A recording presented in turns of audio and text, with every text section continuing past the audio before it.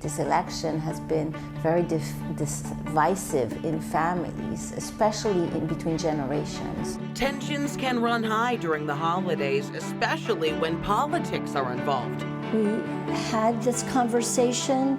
It had bumps, it had smooth parts. Today we have tips to keep the talk at the table from going off the rails.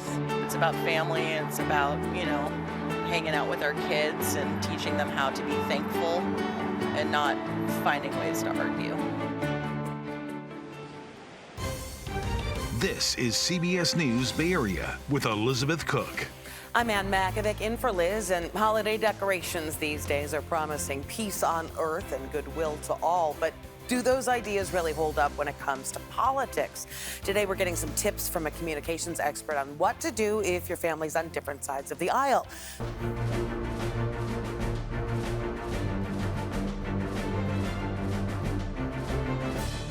President-elect Trump stopped by Wall Street today while some of his cabinet picks made their rounds on Capitol Hill. They're talking with senators trying to get support for their confirmations. Historian Small reports some Republican senators say they are getting pressure from the party to toe the line. President-elect Donald Trump rang the opening bell at the New York Stock Exchange, celebrating his selection as Time's Person of the Year. Time magazine getting this honor for the second time. I think I like it better this time, actually. Because Trump's already making plans for his inauguration, including taking the unusual step of inviting Chinese President Xi Jinping to attend the ceremony. I was even thinking about inviting certain people to the inauguration, and some people said, wow, that's a little risky, isn't it? And I said, maybe it is. We'll see. We'll see what happens. But we like to take little chances. Some of his cabinet choices joined him on Wall Street on Thursday, while others were here on Capitol Hill working to drum up support for their confirmation. Do you believe that gay people should be allowed to serve in the military? Yes. Defense Secretary Pete Hegseth is meeting more Republican senators, trying to win support from those concerned about misconduct allegations, which he has denied. Some lawmakers see Trump exerting pressure on GOP senators to greenlight all cabinet picks, regardless of controversy. With the Hegseth nomination, Gabbard, some of the others, I think the pressure has been irresistible. Raw political pressure is turning the tide with some of them, turning their minds. Hegseth also met with Democratic Senator John Fetterman Thursday. Now, Fetterman said that he would not rule out voting in favor of Hegseth's confirmation. Well, all these meetings and announcement coming in the middle, of course, of the holiday season. After the break, we're asking a communication expert what to do if politics threaten to ruin your celebrations. All right, believe it or not, less than 2 weeks until Christmas. It is a time for holiday parties and family dinners, which could bring the potential for awkward political conversations. But is there a way for us to come together and find some common ground? Two women with very different backgrounds recently gave that a try. Our Itai Had was there for their meeting and shows us how it went. Hey, Lisa, I'm Stefisha. Nice to meet you. And this is my wife, Vivica. They came from opposite worlds, both hoping that a handshake could lead to a conversation that most of us are trying to avoid. Totally excited about this. Yeah, me too. I think this is good. Lisa Disbrow, a Trump supporter, and Stefisha Ikoy Walton, a Harris volunteer, had every reason to stay apart. Nice to meet you, Miss Jill. But on this day, at the Black Panther Party's mini museum in Oakland, they came together, each clinging to a small but genuine belief that just maybe a bridge could be built. Lisa, a grandmother from Moraga, spent weeks waving Trump flags on an overpass near Lafayette. Make sure you get to the polls early. Stefisha, on the other hand, organized for Kamala Harris. 1 to 10.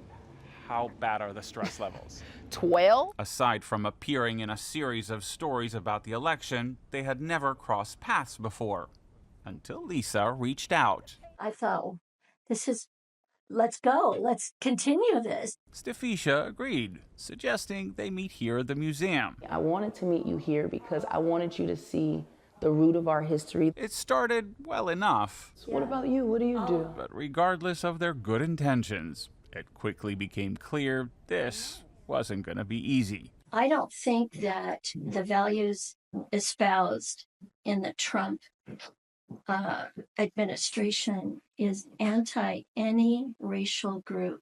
The conversation got particularly heated when it came to education. Lisa is a former teacher. Stefisha helps disadvantaged youth become more financially literate. So Donald Trump liked black people. Yes. Donald Trump loves black people. Yeah.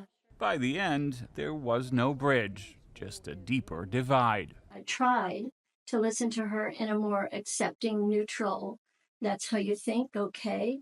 And I think that you didn't respond in that same manner. Do I want it to be an understanding that, like, we kind of don't agree? Yeah. Do I want you to feel like I'm, like, gonna be your friend? I don't want to be rude, but no. Despite their differences, both women found value in meeting face to face. We had this conversation.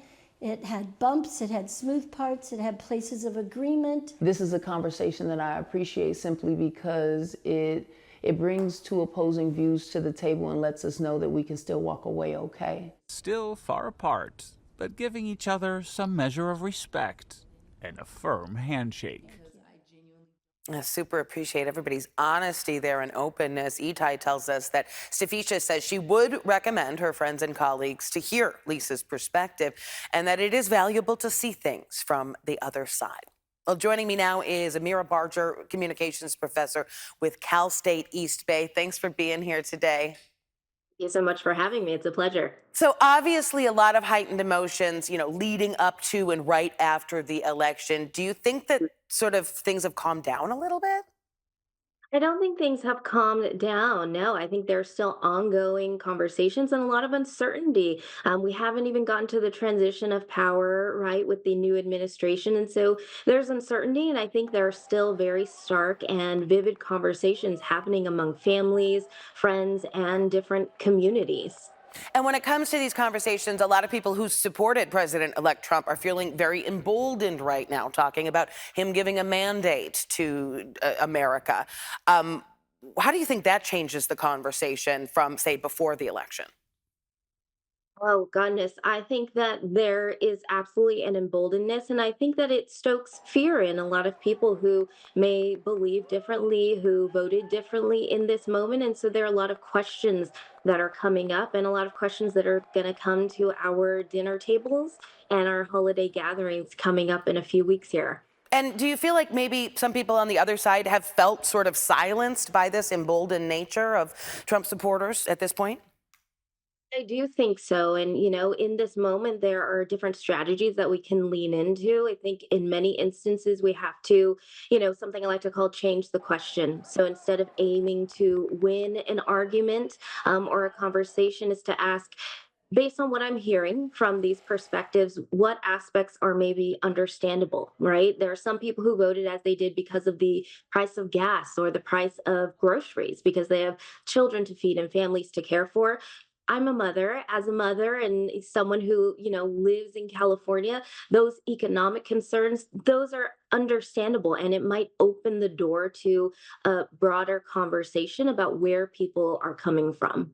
Yeah, I guess unless people start blaming one party or the other for that's how we ended up in this situation, which begs the question, how do we find like some sort of common undisputed ground? Is that even possible?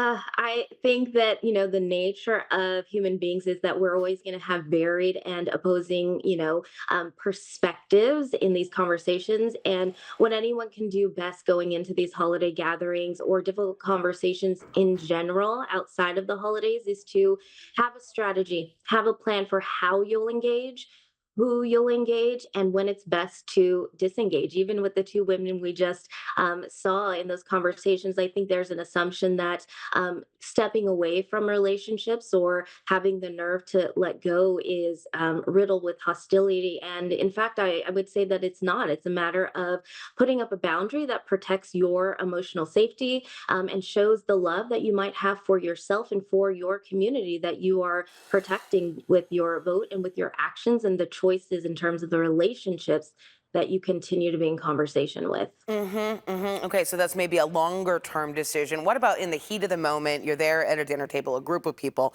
How do you just peacefully, gracefully exit an icky conversation without abandoning your ideals on it? You know, you can say, I don't know. I mentioned don't always aim to win in a conversation. One of the things you can say is, I don't know, amid uncertainty, right? To keep curiosity alive. Listen longer is something I like to do. Before jumping in to retort or defend, ask one more question is a rule I have for myself to really open up and expand a conversation that shows respect. I respect that you have a different opinion, you have something to say, and it might deepen the conversation. Acknowledge agreement, right? That idea of finding common ground. Where are the areas where we can build trust, strengthen our connection because we agree on, as, fellow members of a certain economic class, as parents, right? We're trying to care for our families. And I think in those really tense moments, don't be afraid to hit the reset button. That can be taking a physical or verbal pause to reset a conversation. Take a walk around the block with a cousin, with an aunt or an uncle, come back to the conversation fresh. Or if you have to, just say, I'd rather not discuss this right now. This is where I draw a line. And to when you walk in with a plan, have an idea for how you'll have conversations. With my family, we have these conscious conversation cards that, we go around the table and that helps to spark conversation. So we go in with a plan for how we're going to engage that keeps the conversation moving and keeps it focused on something other than politics or the difficult pieces when we're ready to set those aside. Yes, really good advice. Amira Barger with Cal State East Bay. Really appreciate your perspective on that. We're going to be right back. Thanks for watching. You can always get all the latest headlines and weather over on Pix Plus. And remember to like and click the button on the bottom left of your screen to subscribe for the biggest Bay Area news.